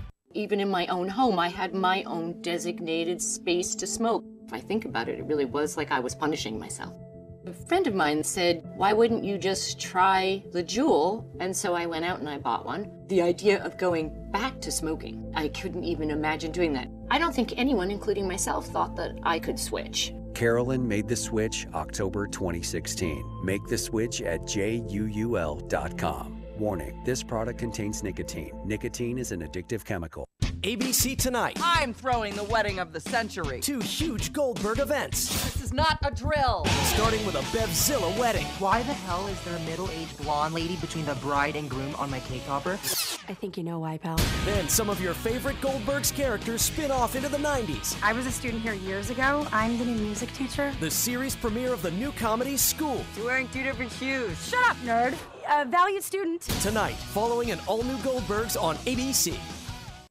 Hi, Chris Kraft for Kraft Nissan. Look around. That's right, you see Nissans everywhere. Tallahassee has officially become a Nissan town. Kraft Nissan Town. Why? Because Kraft Nissan has the best pricing, best selection, and the best buying experience in town. And at Kraft Nissan, you get the best value for your dollar with more standard features, our exclusive and the original lifetime warranty, our easy choice menu that gives you a price and payment in writing, our new For You program that helps people with damaged credit, and every new 2018 Nissan we sell has available 0% interest for 60 months, plus $1,000 over Kelley Blue Book for your trade. Best of all, my people are the best in the business. They'll greet you with a smile and a handshake, and they know your time is valuable. My managers are always accessible, and of course, you can always ask for me or my brother Peter. Bottom line, if you need a new or pre-owned car, you need to experience the Kraft difference. Great people, great product, great price, with the best car buying experience in town. Kraft Nissan on Mahan Drive between Academy Sports and Costco. And remember, if you don't see the Kraft tag on your car, you paid too much, way too much.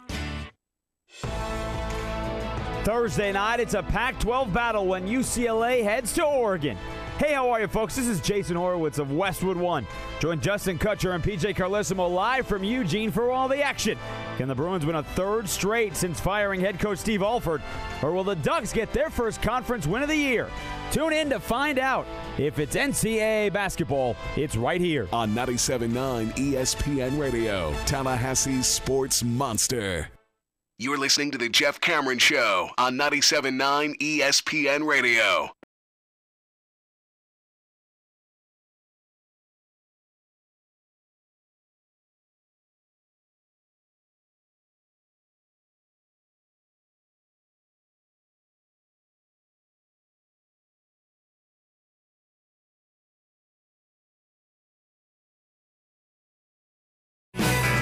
Again, next hour, all hour,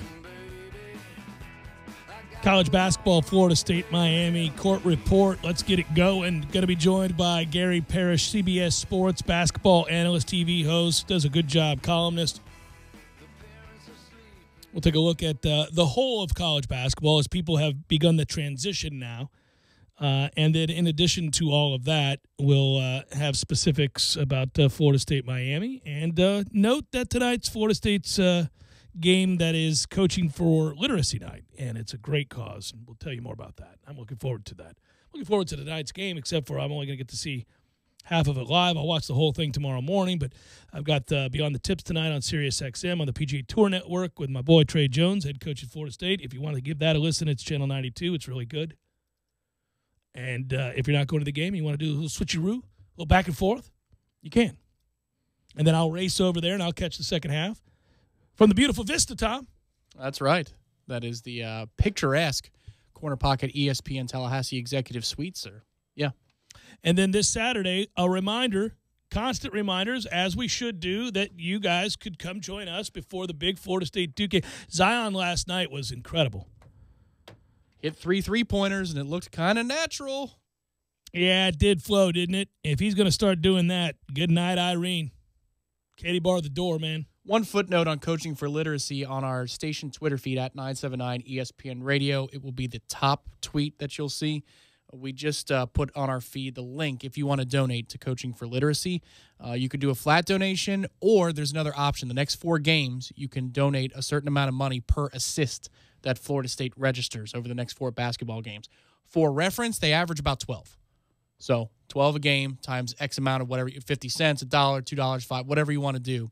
But they have a modest goal of $5,000. Oh, so very modest. Yeah, if you can help. You got this, man. You can check out our Twitter feed at 979 ESPN Radio for the donation link.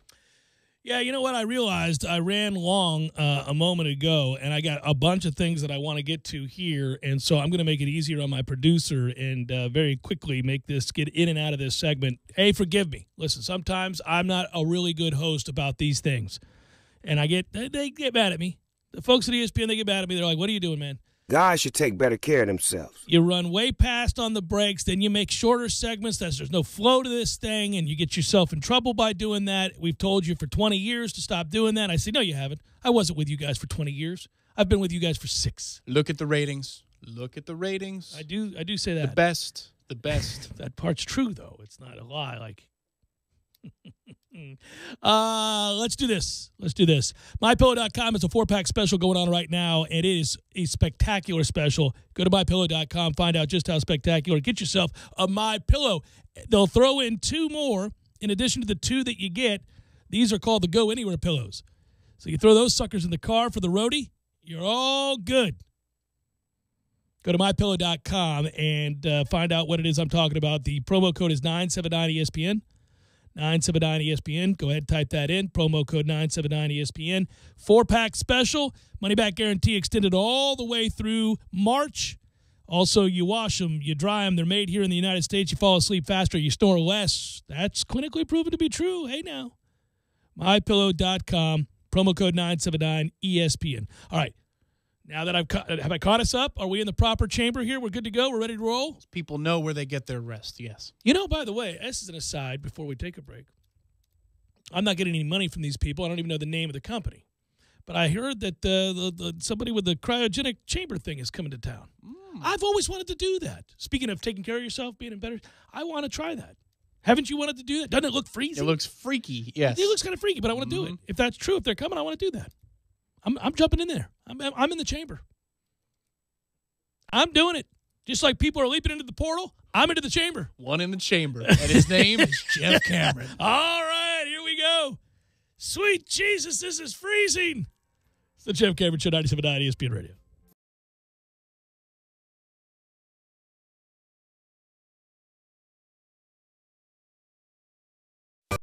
Sorry, boys, I did not have time to pack. We got this. It's right here, guys. We got this. I thought I could handle it. We got this. Moving doesn't have to be a hassle. Call us first at 2 Men and a Truck. No matter the move, home or business, we'll make it a smooth one. I forgot something. We got this. When you purchase energy-efficient appliances. Wow, that would be a huge help. The city also offers free energy audits. What's an energy audit? It's when an energy auditor comes to your home at the time that's convenient for you, examines your structure, and checks your energy and water systems. Then, they recommend changes that could save you energy, water, and money. The city also offers free ceiling insulation grants for qualifying customers. Man, the city sure offers a lot of ways to save money. Once we land, I would check out all of the products and services the city has to offer. This makes me proud to call Tallahassee home. Thank you for flying with us today. Don't forget that you can take off with savings with the City of Tallahassee. From rebates for Energy Star appliances to insulation grants. You can save energy, water, and money. Visit talgov.com for more information. Hey sports fans, who's on your Mount Rushmore of baseball? I'm going with Ruth, Cobb, Aaron, and Mantle. Football, I've got Bradshaw, Peyton, Montana, and Brady. In basketball, Jabbar, Jordan, Bird, and LeBron. This debate could go on, but when it comes to the Mount Rushmore of personal injury law in Tallahassee, the choice is clear. Fonville, Lewis, Messer, McConaughey. Recently voted Tallahassee's best law firm, so avoid the underdog and go with the favorite. Fonville, Lewis, Messer, McConaughey.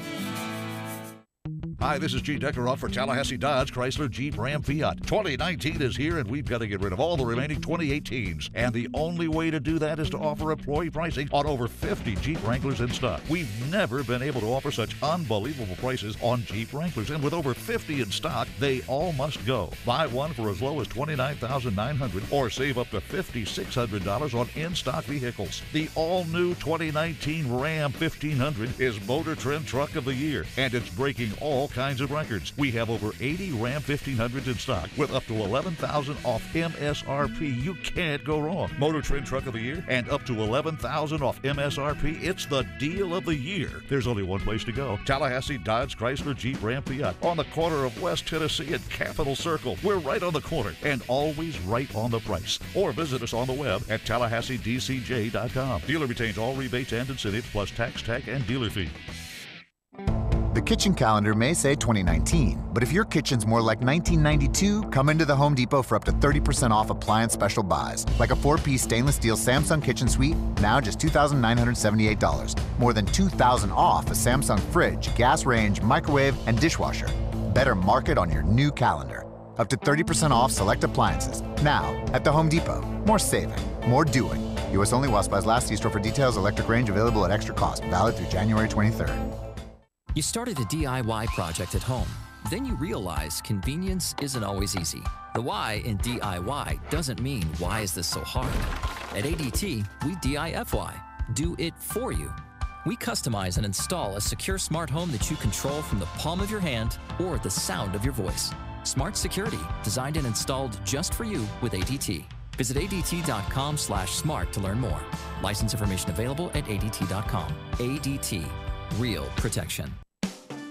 There ain't no heating and air conditioning, keeping you comfortable is what Barry does best. You can now quickly and easily schedule an appointment, purchase or renew your service agreement, or pay your bill from your mobile device. This winter, take advantage of great rebates and 0% financing for 36 months. Learn more online at baranoac.com. Florida license number CAC 057652. There ain't no heating and air conditioning. Broadcasting live from the Tallahassee Dodge, Chrysler, Jeep, Ram, Fiat studios in the capital city of Tallahassee. This is the Jeff Cameron Show, brought to you by Cornerstone Tool and Fastener on 97.9 ESPN Radio.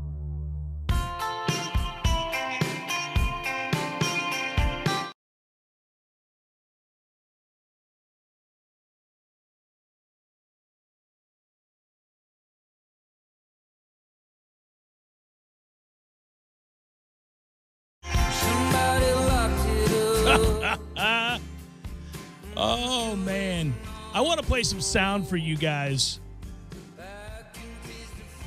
It makes my point. I love it. You know, we've talked a lot in the last year about how mainstream the sporting industry, sports gaming industry has become. Whether it's Van Pelt's Sports Center, where they do the Bad Beat segment, which is now probably the most, not probably, it is. It's the most popular segment he does. And it's great. It's funny. He's great. He's great at it. And Stanford Steve is a good guy, is also good at it. So they have fun with that. And but what I've grown to notice, once ESPN now associated with it, the NFL in bed with an actual palace, Caesars. A literal palace. Yeah. Now nobody's afraid. We're out of the dark. You can just talk about the fact that grown-ups are making decisions with their own money, and that decision frequently involves betting on sports. But they were quick to mention that it's not a betting service sponsor. It's the casino partner of the NFL. Sure. So they're going to be able to spin off to the William Hills of the world. They also said there would never be a professional franchise in Las Vegas. The Raiders will be there in 2 years, and, oh, by the way, the draft's there. So, you know, these guys. That's intense. I mean, the draft is going to be there. Oh, my God. And we are, too. No. I've started the campaign. What are you against that for? I am telling you, how incredible is that going to be? I'd rather go for the NCAA tournament or something, like if we're going to use that chip. Oh, buddy, I think the draft would be unbelievable. You know how much fun that is? I can think of 150 bets off the top of my head for the draft alone. Plus, you get fan bases from all over the country. Oh, that's good stuff. We should go. Especially if they do it. Anyhow, I'm getting aside. I'm getting ahead of myself. So these are ESPN announcers, mainstream ESPN announcers at the end of the Kentucky-Texas A&M game last night. I actually had this game on and turned it with a minute to play, or I would have seen this live and heard this live. As it was, I saw it this morning early when I got up, just checking the scores in the top 25 over my cup of joe. And I saw the score. I didn't know the spread. I didn't bet on the game. So it didn't affect me either way.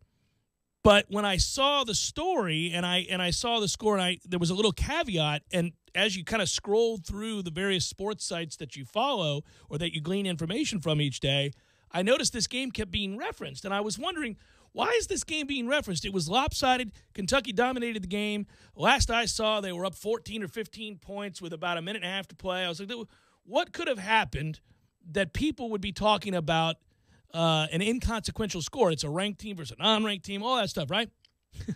Now I know. The line opened with Kentucky being a 12.5-point favorite. A lot of people got it around 13 or 14. Some people got it 12. Anyhow, 12.5. So let me set the scene, and then we'll play the audio. It's 85-71. There is 2 seconds to play in the game. Got it? Let's just say the line's 12.5. Okay? Kentucky has the cover in hand, all right? 85-71. If you took the points, you're devastated. You've lost. If you're Kentucky, you've won. You've covered. You're good to go. 2 seconds to play. Kid for Texas A&M throws it up to half court. There's nothing to play for. Nobody's covering anybody. Nobody's guarding anybody. It's it's a very common practice that if I don't guard you, you don't shoot. It's just kind of a part of the game, unwritten rule, right? But college kids do crazy things. College kids, we see it all the time. Sometimes pros, but there are consequences for that. College, they're kids. They're going to do what they do. Kid throws it into half court. Kid for Texas A&M on a whim with 0.4 on the clock releases it from just this side of half court. Play the audio. Got to make sure we get it all in time. Got it. Oh! Wait a second. Are we counting that one? We are. And a 3 to end it. And that's a big shot to some. Let me tell you. We'll have to take a look and see what that meant. It meant something, depending on who you're talking to. These are two mainstream, regular, play-by-play, color analysts, ESPN announcers. There's a insignificant 3 to cut the game from 85-71 to 85-74. Both announcers know exactly what it means, but now listen to this. Listen to the crowd. This is in Kentucky. Basket doesn't matter. They've won comfortably, right? You're filing out. Listen to the groans as this shot falls. Got to make sure we get it all in, Tom. Got it. Oh! Wait a second. Are we counting that one? We are. Listen to that. Listen to that's crazy. How many of those people know exactly what that just did? We'll have to take a look and see what that meant. It meant something, depending on who you're talking to. It's crazy. That crowd is still buzzing. I mean, that is amazing to listen to because, I mean, I don't want to get ahead of myself here, but you hear an entire crowd go, I mean, they're about to weep. And you picked it out in the video when we went back to get the sound. Tom's looking at this video because I told him, you got to get the sound from this. You got to listen to these two announcers because I'd heard it this morning, like 6 a.m. And I was like, this is incredible. And then I thought, well, I gotta tell Tom about this. So you're looking for the video. Pull it up. There's the one Texas A&M guy. Yeah. And he basically celebrates the hell out of this 3, even though they lose by 11. He just covered, and it's clear. I mean, if you zero in and look at him and look at frame by frame, he basically raises his hand as the 3 goes through and turns to his friend and says, I just covered. Yeah, it's a taller, older guy, about 5-6 rows up. It's somewhere between the A&M bench and half court. And he raises his hands, and he talks to an older friend of his who's in a beige jacket. You won't be able to miss this. And he says 2 words to him, 3 words, just enough time. He goes, which is clearly, I just covered. And then he puts his one hand up to the sky, and they high-five over it as they're walking out of the building. They're high-fiving an 11-point loss, a game they weren't really all that competitive in, and they're high-fiving as they leave. And there's only one reason for that. It's amazing. Let's listen to do it one more time. Got to make sure we get it all in, Tom. Got it. Oh! Wait a second. Are we counting that one? We are. And a 3 to end it, and that's a big shot to some. Let me tell you. We'll have to take a look and see what that meant. It meant something, depending on who you're talking to. That's amazing. I mean, think about how far we've come. That was the devil. They shunned it around every turn.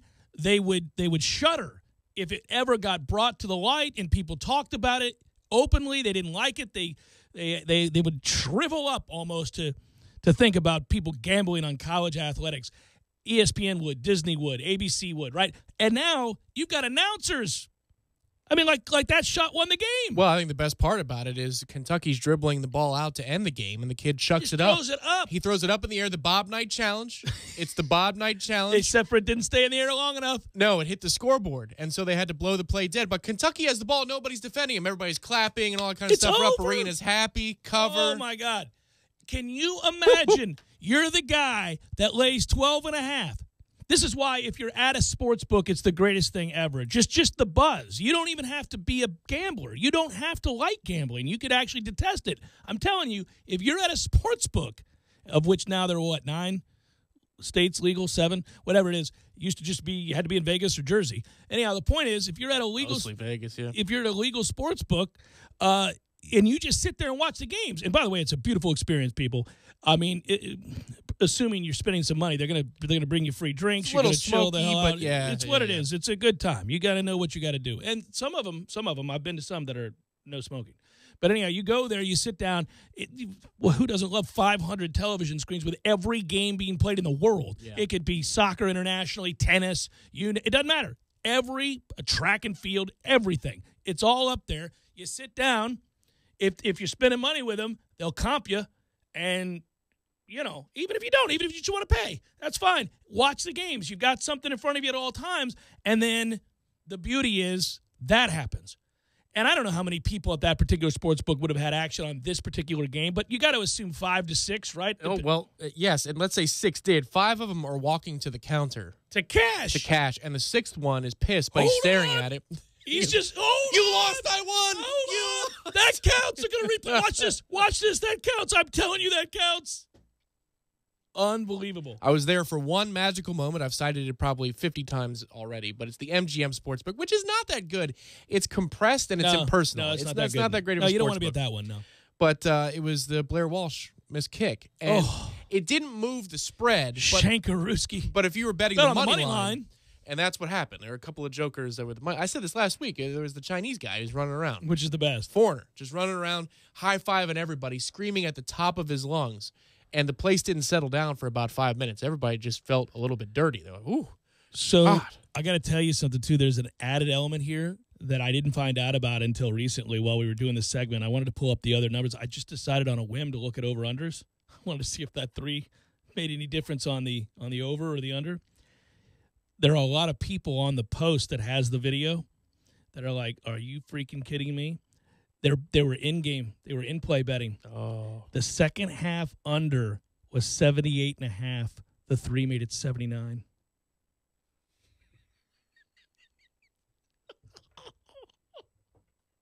So what are you talking about, man? Don't go playing jokes. You play the game, man. Ooh, I just now saw it. There's like a ton of people going, are you? Oh, my. I mean, there's hatred in their heart. That's how I felt when Memphis missed that kick, man. Make it 2 or 3 times. It doesn't matter. You stare at the TV. It's like, no, he's not making this. You know what I did, too? I haven't told you this. So I have bad luck typically when I hover over games that I've played. If I hover over, I feel like I lose him more. If I just let him be. If you just let him play in the background? I go out, yeah, or I just go about my day. Chances are I'll be better off for it. It's like the Brad Pitt method in Moneyball when he plays Billy Bean. I closed my eyes. Before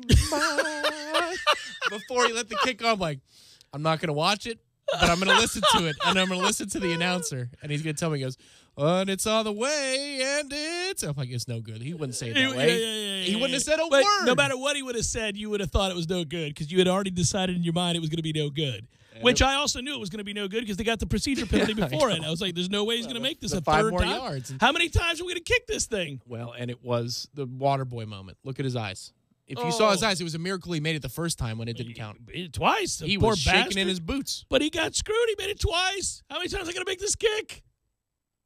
Well, I mean, we just saw it over the weekend. I just got done. I mean, I knew that too, and so did Bears fans. Let's be honest. When he nails the first kick down the pipe, and as soon as he does that and that timeout's called, you're like, oh, this doesn't feel good. This doesn't feel like he's going to make this again. Did you have the Eagles on the money line? Yeah. You did? Yes. Oh, I didn't know that. Yes. And I knew you had the number. I doubled. I had the number. No, I doubled. Yeah. I know we talked about We that. already I had was it on tempted to do all 3. I was tempted to do the under and then No. But when here's the deal. I had him that way because I actually thought they were going to win the game. So I automatically took the points. And then I was sitting there at my house and I go, what are you doing? You think they're going to win? Yeah. So, and then I did that. But I didn't have the guts to do that. Well, I got lucky there. Yeah. I mean, that's truthfully, I got lucky. I mean, I would have covered either way. So worst I could have done was 1-1. So I was already playing with house money. I felt good. When he lined up, I didn't care. Actually, I told you. Lose the juice, yeah. Yeah, I told you the story. I was like, I'm rooting for it to go through because of Matt. I mean, Matt and I are boys way back. I love him dearly. I don't like to see my friends get screwed to their favorite teams. Mm-hmm. I'd like to believe my friends, if they didn't have anything on the line and the Bucs were in that situation, they'd root for my team to make it. I mean, now if they've got money, or no they're like a foul. Falcons fan or something. Yeah, I understand these whatever. things. Yeah, I got it. I get it. Everybody's got allegiances, but in that case, I didn't care. I mean, I picked them, so when it didn't go through, I'm not going to lie, I was slightly happy. Yeah, but had it gone through, I also would have been happy. I'd have been like, oh, good for Matt, good for Alan, good for and we would have moved on. Good for Bob Wallet. I have to be so careful, man. It's just ridiculous because I get up from the couch after that moment, and we're gonna end up. We got to get the kids ready for bed, and we got dinner stuff going on and all that. And my oldest, he perceptive. He's like, "Man, you look happy." I was like, "Well, it was an important kick." It's the Jeff Cameron Show, 97.9 ESPN Radio.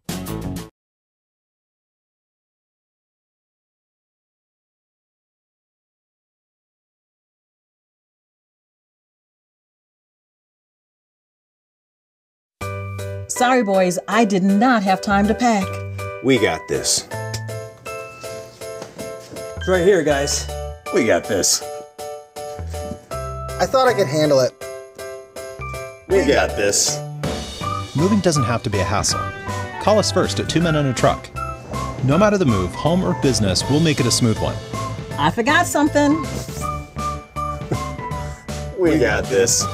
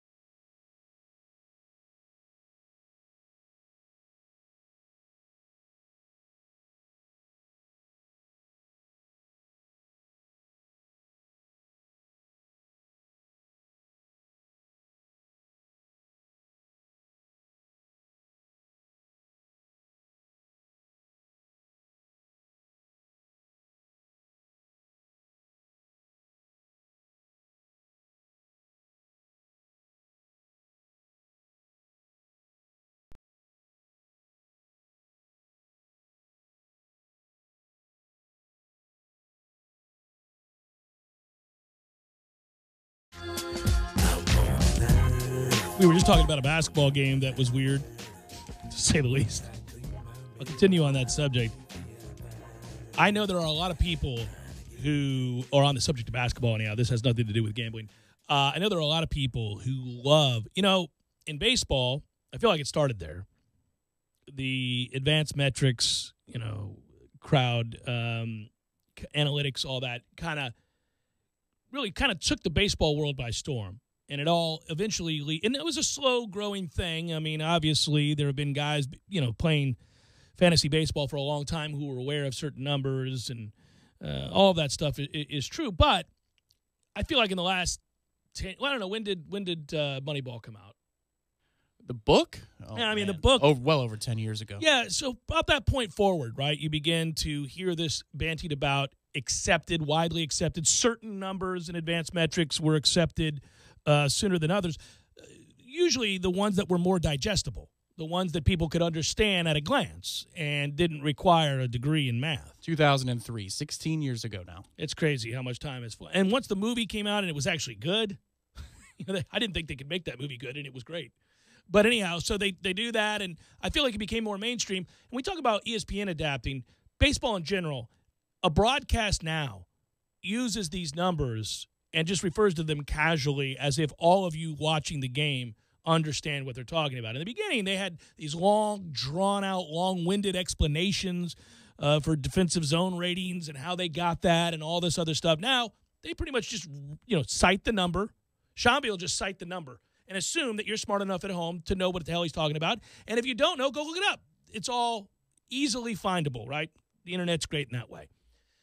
But there's the current revolution, mainstream in this country, because I know it's huge internationally with soccer, but in this country, it's basketball. And there are, every year it seems like they pile on to the advanced metrics, to the analytics, to the things that you can do to scout what a defense is or is not, what a player is in terms of efficiency and not. You see this all the time.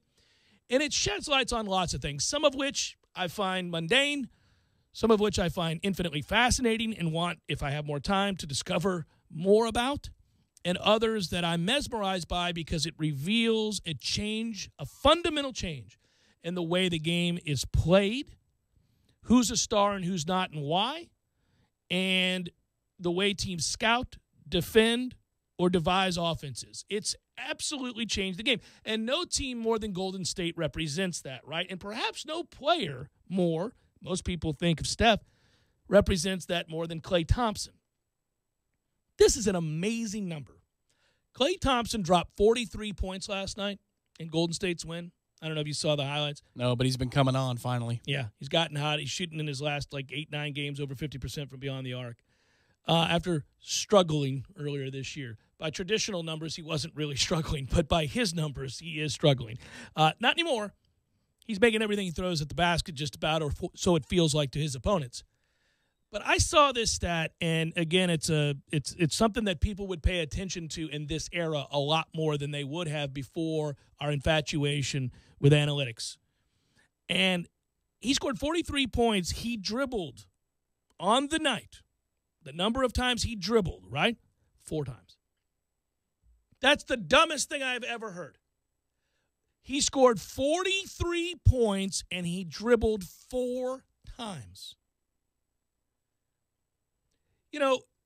When I thought of or do think of prolific scorers, I think of a Michael Jordan. I certainly think of a LeBron. I think of a Larry Bird. I think of a Dr. J. I think of Kareem Abdul-Jabbar, Magic Johnson, all these guys that had a lot of elements to their game, but Dominique Wilkins, they scored the basketball. They put up a lot of points, and pretty much in the 80s and early 90s, you sat down, you could identify the Karl Malones of the world, and that's the guy that's going to drop 30. If there's a candidate tonight to drop 38, it's that guy right there. Got to guard him. He's a stud. Reggie Miller gets hot. Look out, right? Magic Johnson. There he is. There he is. All those. We all know who the prolific scorers were. But I thought of their ability to score in a way that revealed the skill set to score off the bounce. Take it to the 10. Take it to the basket. Shake a joker. Handles, crossovers, a fluidity to their game that allowed them to quickly get shots off, unique angles, an understanding of the floor, all these things, right? There's a group of guys now, Klay Thompson being a great representation of this, that doesn't do any of that. He's catch, shoot, good night. It's such a quick release. You can't block it. Everybody knows it's coming. The range is extraordinary. The degree of difficulty with which he can hit shots. He's covered, fading, on the baseline, out of bounds, hitting threes. And it's not really something when he's right that you can guard. And here's what blows me away. Again, looking at that number, you score 43 points, you've dribbled 4 times. You're not beating anybody off the bounce at all, at any point. Another stat to this number. He got to the free throw line exactly 0 times in the game. Oh, my God. I didn't know that. He never got to the free throw line. Oh, man. You can score in today's NBA. I'm not saying it's wrong. I'm saying it's different. You can score over 40 points in today's NBA and dribble the ball 4 times and never make a free throw. It's a totally different game. But you're still a dependent variable. because you need somebody to create space for you. Sure. I understand that he can with a quick release, and if he's falling away, that he can create his own space in that sense. But you need movement on offense in order to set up the shot. It's not like Steph. If Steph is going to score, yeah, he can do the same thing as Clay. He can get red hot from behind the arc, but he can create the space by putting the ball on the ground. So it's not as valuable, but it can be as lethal. Doesn't matter. I mean, we're probably not too far away from a day where he scores something close to this and doesn't dribble. I mean, that's essentially what you're saying, is that he didn't. Well, and, you know, a lot of times I like to do this because for years we talked about Allen Iverson and other guys. You look inside the numbers and, you know, initially you'd see the scoring total and you'd go, wow, you know, Allen scored 48 last night. And then you'd look it up and go, well, you know. You know what would be an interesting My man stat? missed 30 shots last night, too. They could track this because they have TV of every game, obviously, in these days. Time of possession. We think about it for football, right?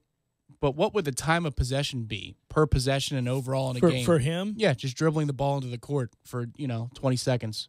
And then finally finding a low percentage shot that he can make because he's so damn gifted at a decent rate at the time. Well, so Charles Barkley was a tour de force when he played, and I watched his entire career. I remember him at Auburn. He was a massive individual who could leap out of the gym for his size, a great rebounder and all those things, but his big ass became a problem, literally, because what would happen is the ISO game would take over, and you'd have four guys standing around, and they'd ISO him, throw him the ball, and he'd back somebody down because they weren't strong enough to keep him from backing them down. That big old ass just rooting you out of there, backing you down. Terrible. Right, yeah, just dribbling. We're all standing around. Now, he's strong, and he's going to beat you. He's going to get close enough to make a layup. He's going to pump fake you. You're going to foul him, or he's going to shoot a fade. You're screwed. Kevin McHale in the post. There wasn't a lot you could do with that. 6'11", arms down to the ground, could shoot the fadeaway, had 47 moves up under the basket. What were you going to do? But it was kind of boring because I shouldn't say it was boring. He was interesting, but everybody else is standing around once he receives the pass. This is totally opposite of that. And, oh, by the way, Klay Thompson last night was 18 for 29. He wasn't inefficient. He was 7 of 16 from beyond the arc. You better be if you're dribbling the ball 4 times and not getting to the free throw line, because that's a big part of analytics, too, is getting to the line. Oh, well, the shots you want, and one of the reasons I like us, unfortunately, this year, we're not able to shoot the 3 ball real well. But, you know, the shots you want, the high percentage shots are wide open threes, layups, free throws. There's that clip from D'Antoni's brother we played last year. Yeah, and it's a great clip, and he's right, and that's modern basketball, and those are the, you know, the shot charts bear that out. They tell you that these are the shots you want. You know, last year we did a great job of getting to the free throw line, putting teams in all kinds of foul trouble. We got a lot of layups, went to the basket. I mean, we love transition baskets, right? Getting to the rim, and then we hit open threes. We're not able to hit open threes right now, and when you play a team like Virginia over the weekend like we did, you're in trouble because they pack it down there, and they're going to tell you, shoot that. Go ahead. I think that'll be trending upward over the next week and a half, not just because the competition as you go longer is going to get a little bit more regress to the mean, to keep using statistical terms, but because if PJ's not going to make him, we're going to phase him out, and so it'll be Nichols and Kofor's going to get more healthy, and MJ Walker's getting more healthy, so you should have more apt shooters on the court. Yeah, I think that's true. By the way, tens of thousands of customers choose Andro 400 every day because Andro 400 melts away stubborn belly fat, helps you easily lose excess pounds. It increases your energy and stamina, improves your mood, increases muscle mass and strength, naturally and safely boosts your testosterone with no side effects. Andro 400 also very affordable, costing much less than other testosterone boosters, and offers a 90-day money-back guarantee, no questions asked, satisfaction guarantee. Here's how you order. Call 888-510-9336, or you can go to andro400.com and use the coupon code Jeff for a discount on your order. It's andro400.com, coupon code Jeff for a discount on your order. Speaking of basketball, Court Report comes next. We'll get into Florida State, Miami tonight. Gary Parrish, CBS Sports basketball analyst, will join us in that hour as well. All things basketball. Good times, buddy. I look forward to this. It's a full week of basketball because it's going to be fun on Saturday, too. Transitioning. We're going to have a court report. Transitioning. As a programming note, we're going to have a court report for you that we're going to put together on Friday. But we're going to run it on Saturday from 1 to 2 o'clock right here on these airwaves. And we're going to make it available Friday night to you. Via the podcast. So you'll have a 4th hour on Friday of content. Think about all this content, man. We had the extra segment yesterday that you could find on the podcast. Just crazy extras for you, all of you. That's the kind of love we have for you. That was headlines. Yeah, but it was an extra. I know. For you, I'm just saying to the people for podcast feeds, if they don't subscribe. That's what we're looking for, yeah. Well, what do you mean? Don't subscribe. Get it together, people. Get to the subscribing and the crazy high reviews. Somebody's going to take that literal and go, I'll give you a crazy high review. And they're going to write something insane after a long night. Because I'm crazy high. So it's a court report, Jeff Cameron Show / court report, final hour forthcoming. Stay with. Good work, Tom. You'll stay with me. Good work, Matthew. You too.